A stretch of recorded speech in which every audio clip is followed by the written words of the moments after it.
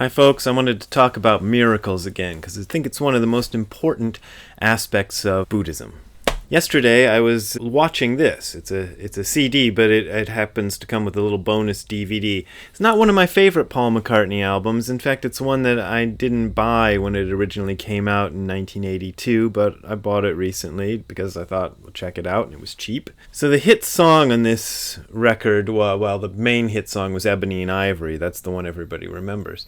But the other sort of lesser hit song was called Take It Away. Take it away, want to hear you say till the lights go down. I don't know the words.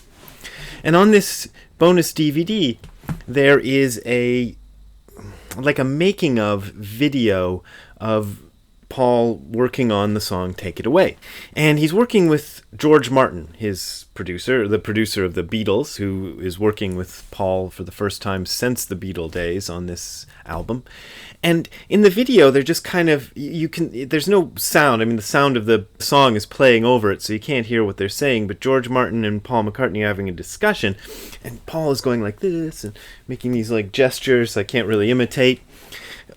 Evidently communicating to George Martin what he wants. And as you're seeing this, you're hearing what they came up with, which is a string section kind of going woo. And I'm just watching this going, whoa, that's a miracle. Because this play of gestures and funny ookie sounds coming out of their mouths and maybe some little marks on pieces of paper somehow got translated into this music that I was hearing.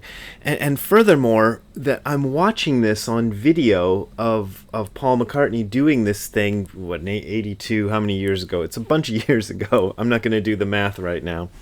And it's coming to me right in my living room. The TV's over there, and I'm watching this thing happen. And it just struck me that this is a miracle. Communication in general is a miracle. What you are participating in right now is a miracle. It's really, really difficult and really rare. We don't know of any other animal species who can communicate at the level that we can. There's some speculation that maybe whales can do it and dolphins can do it, but nobody's quite proven this. And other animals do communicate, but it's at a much lower level and they can't accomplish the things that we do. So we're experiencing and participating in this amazing miracle. And I think it's really important to remember how many miracles are going on every minute of every day that we just live. And it's good to remember this.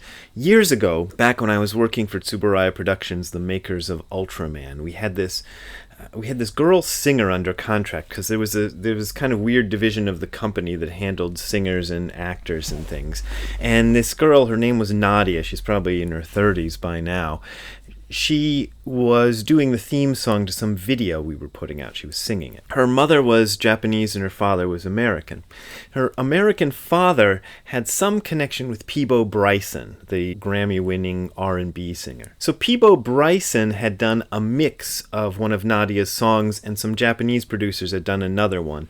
And we got this letter that came to my office about this because the dad was upset that they were going to use the Japanese mix instead of the Peabo Bryson mix.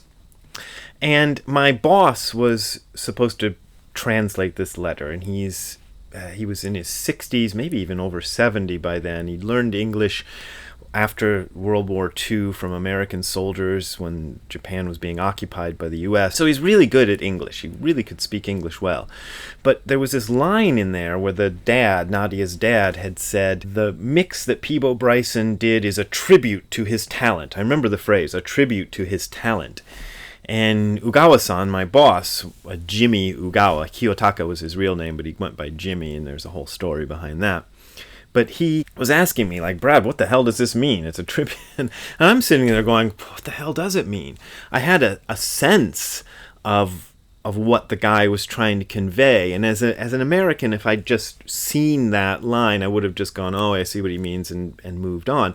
But he had to translate. Ugawa-san had to translate this thing into Japanese, and I had to help him by trying to come up with other words in English or even in Japanese if I could do the work of this. And this just lets you know how difficult it is to communicate, especially across languages and cultures. That's difficult. But just between you and me, you're probably not understanding everything I'm saying right here, and if you talked back to me, I probably wouldn't understand it either. I mean, sometimes when I look at the comments section below these things, I'm like, what the hell is that guy trying to say? I mean, there's a lot of times when it's like that. It's so difficult to communicate anything that simple communication, what we think of as simple communication, is something miraculous, and we shouldn't pass that by. As a writer, the only thing I ever work on stylistically is trying to be as clear as possible. I don't ever worry about trying to fancy up the language. Occasionally I might throw in some alliteration or a weird metaphor that I've thought of to be tricky, but I usually consider that kind of thing, I was going to say, a waste of time. It's worse than a waste of time. It's a waste of my time, but it's also a waste of your time as a reader, and I don't want to waste your time. I don't want you to read something that you're going to go, oh geez, that was a waste of time. So I want to communicate clearly, and just doing that is so damn difficult. I learned a lot working in Japan, having to write in English for people who spoke English but not as their first language, because most of our international communication was not between us and English-speaking buyers, because not many English-speaking countries bought Tsuburaya Productions programs.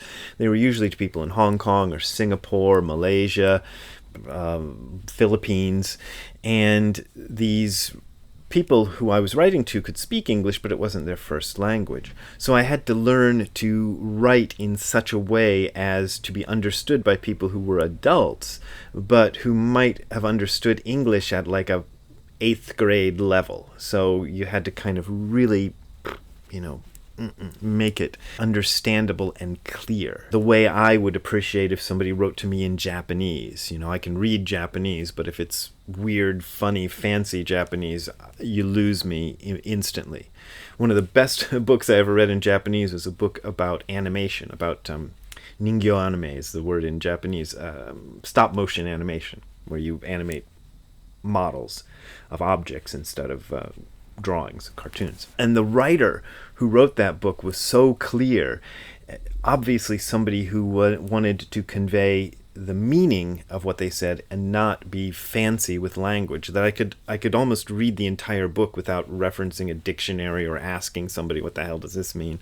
So that, I think, is really important. So the miracle of communication, that's what I wanted to mention to you today.